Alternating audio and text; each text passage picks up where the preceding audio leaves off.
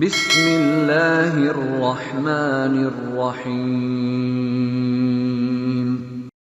موضوع کا آغاز کرتے ہیں۔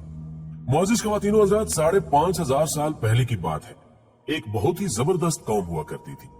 وہ لوگ سائنسی ترقی اور ٹیکنالوجی کے لحاظ سے ترقیوں کی معراج پر تھے۔ وہ پہاڑوں کو اس خوبصورت طریقے سے تراش کر مضبوط ترین محلات تعمیر کیا کرتے تھے کہ آج کی سائنس ان کی عقل و دانش پر اش اش کر اٹھے۔ وہ لوگ اس قدر ذہین اور ماہرین تعمیرات تھے کہ آج کا جدید انسان بھی ان کے سامنے کچھ بھی نہیں۔ وہ انتہائی طاقتور اور قد آور تھے، لہٰذا اپنی انہی خصوصیات کی وجہ سے وہ اس دور کی سپر پاور کہلاتے تھے۔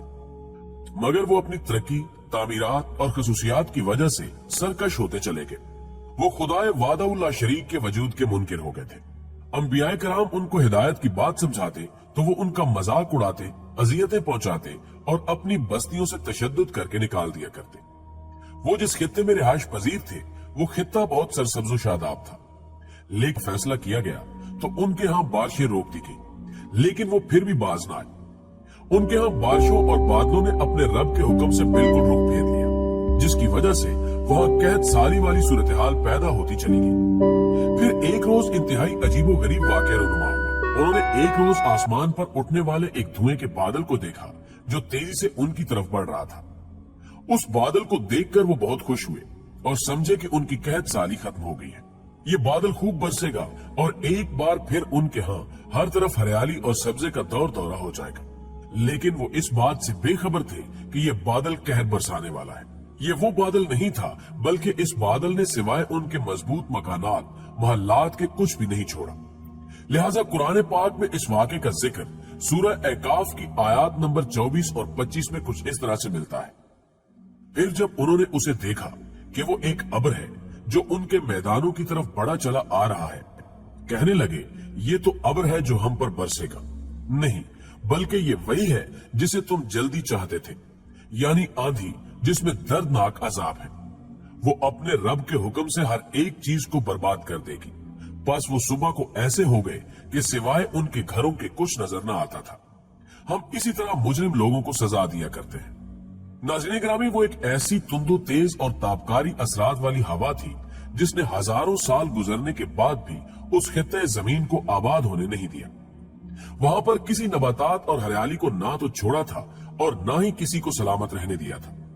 وہ ہوا جہاں جہاں سے گزرتی انسانوں کے جسموں سے گوشت اتار کر اسے صرف ہڈیوں کا پنجر رہنے دیتی، یعنی ایٹمی حملے کی طرح انسانوں کے جسموں کا گوشت پگھل کر بھاپ میں تبدیل کر دینے والی ہوا۔ وہ ہوا ایسی بانجھ کر دینے والی تھی جیسے تابکاری کسی جگہ کی زمین کے اندر تک اثر کر کے اس کو بانجھ کر دیتی ہے، کسی چیز کو پیدا ہونے نہیں دیتی۔ چنانچہ اس زمرے میں اللہ تعالیٰ قرآن کریم کی سورہ زاریات کی آیات نمبر 41 اور 42 میں ارشاد فرماتا ہے، اور تمہارے لیے نشانی ہے قوم عاد میں، جبکہ ہم نے ان پر ایک ایسی بے خیر یعنی بانجھ ہوا بھیج دی کہ وہ جس چیز پر سے گزرتی اسے بوسیدہ ہڈیوں کی طرح کیے بغیر نہ چھوڑتی۔ دوستو، قرآن آیات کے مطابق اس تابکاری نما ہوا نے ان کے جسموں کو گوشت کے بغیر بوسیدہ ہڈیوں جیسا بنا دیا۔ سب کچھ مٹ گیا، نہ نخلستان رہے، نہ خوشنما باغات، نہ سبزہ۔ ہر طرف اڑتی ریت اور انسانی ڈھانچے رہ گئے۔ یہ پورا خطہ خالی ہو گیا۔ آج بھی یہاں دور دور تک صرف ریت اڑتی نظر آتی ہے، جبکہ آج کے زمانے میں اس خطے کو ربا خالی کے نام سے ہی پکارا جاتا ہے۔ عاد اصل میں ایک شخص کا نام ہے جو حضرت نوح علیہ السلام کی 5ویں نسل اور ان کے بیٹے حضرت سام علیہ السلام اولاد اور پوری قوم عاد کے نام سے مشہور ہو گئی۔ قرآن کریم میں عاد کے ساتھ کہیں لفظ عاد اولا اور کہیں قوم ارم بھی آیا ہے، جسے معلوم ہوتا ہے کہ قوم عاد کو ارم بھی کہا جاتا ہے۔ بعض مفسرین نے فرمایا ہے کہ قوم عاد پر جس وقت عذاب آیا تو ان کا ایک وفد مکہ معظمہ گیا ہوا تھا، وہ عذاب سے محفوظ رہا، اس کو عاد اخرى کہتے ہیں۔ ہود علیہ السلام ایک نبی کا نام ہے، یہ بھی نوح علیہ السلام کی 5ویں نسل اور حضرت سام علیہ السلام کی اولاد میں ہے۔ قوم عاد کے 13 خاندان تھے۔ عمان سے لے کر حضر موت اور یمن تک ان کی بستیاں تھیں۔ ان کی زمینیں بڑی سرسبز و شاداب تھیں، ہر قسم کے باغات تھے، رہنے کے لیے بڑے بڑے شاندار محلات بناتے تھے، بڑے قد آور اور زور آور آدمی تھے۔ اللہ تعالیٰ نے دنیا کی ساری نعمتوں کے دروازے ان پر کھول دیے تھے، मगर उनकी कज फहमी ने उन्हें नेमतों को उनके लिए वबाले जान बना दिया। अपनी कुव्वत और शौकत के नशे में बदमस्त होकर डींगे मारने लगे और रब्बुल आलमीन जिसकी नेमतों की बारिश उन पर हो रही थी उसको छोड़कर बुत परस्ती में मुब्तला हो गए। मोअज़्ज़िज़ दोस्तों, अल्लाह ताला ने उनकी हिदायत के लिए हूद अलैहिस्सलाम को पैगंबर बनाकर भेजा जो खुद उन्हीं के खानदान से थे, और अबू अल बरकात जूनी जो अंसाब अरब के माहिर हैं, उन्होंने कहा है कि हूद अलैहिस्सलाम के बेटे यारब बिन कहतान हैं जो यमन में जाकर आबाद हुए और यमनी अकवाम उन्हीं की नस्ल है और अरबी जुबान की इब्तदा उन्हीं से हुई और यारब की मुनासबत से ही जुबान का नाम अरबी और इसके बोलने वालों को अरब कहा गया। मगर सही ये है कि अरबी जुबान तो अहद नूह अलैहिस्सलाम से जारी थी। कश्ती नूह अलैहिस्सलाम के एक रफीक जरहम थे जो अरबी जुबान बोलते थे और यही जरहम है जिनसे मक्का मुअज़्ज़मा की आबादी शुरू हुई। हाँ, ये हो सकता है कि यमन में अरबी जुबान की इब्तदा यारब बिन कहतान से हुई और अबू अल बरकात की तहकीक का मती हुई। हज़रत हूद अलैहिस्सलाम ने कौम आद को बुतप्रस्ती छोड़कर तौहीद इख्तियार करने और जुल्म जुर छोड़कर अदलो इंसाफ इख्तियार करने की तलकीन फरमाई, मगर ये लोग अपनी दौलत और कुव्वत के नशे में सरशार थे। बात ना मानी, जिसके नतीजे में उन पर पहला अजाब तो ये आया कि 3 साल तक मुसलसल बारिश बंद हो गई। उनकी जमीनें खुश्क रेगिस्तानी सहरा बन गई, बागात जल गए। मगर इस पर भी ये लोग शिरको बुतप्रस्ती से बाज न आए तो 8 दिन और 7 रातों तक उन पर शदीद किस्म की आंधी का अजाब मुसल्लत हुआ, जिसने उनके रह सहे बागात और मोहल्लात को जमीन पर बिछा दिया। उनके आदमी और जानवर हवा में उड़ते और फिर सर के बल आकर गिरते थे। इस तरह ये कौम आद पूरी तरह हलाक कर दी गई। इस हवाले से कुरान करीम में इरशाद है कि हमने झुटलाने वालों की नस्ल कता कर दी। इसका मतलब बाज हजरात ने यही करार दिया है कि उस वक्त जो लोग मौजूद थे वो सब फना कर दिए गए, और बाज हजरात ने इस लफ्ज के मानी करार दिए हैं कि आइंदा के लिए भी कौम आद की नस्ल अल्लाह ताला से मुनकता कर दी। नाज़रीन गिरामी, ये कौम जिस इलाके में आबाद रही और फिर उस बस्ती में उसे अजाब इलाही ने आ लिया, एक रोज उसी बस्ती से दुनिया के बेहतरीन इंसानों का एक लश्कर गुजरा जिसकी क़यादत कायनात के सबसे बेहतरीन इंसान कर रहे थे। लश्कर एक तवील मुसाफत तय करके आ रहा था।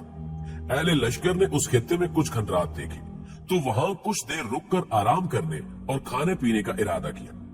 वहीं एक कुआं भी मौजूद था। लश्कर ने कुएं से पानी पिया और कुछ खुश्क लकड़ियां इकट्ठी की और उनको जलाकर रोटी और सालन तैयार करने लगे।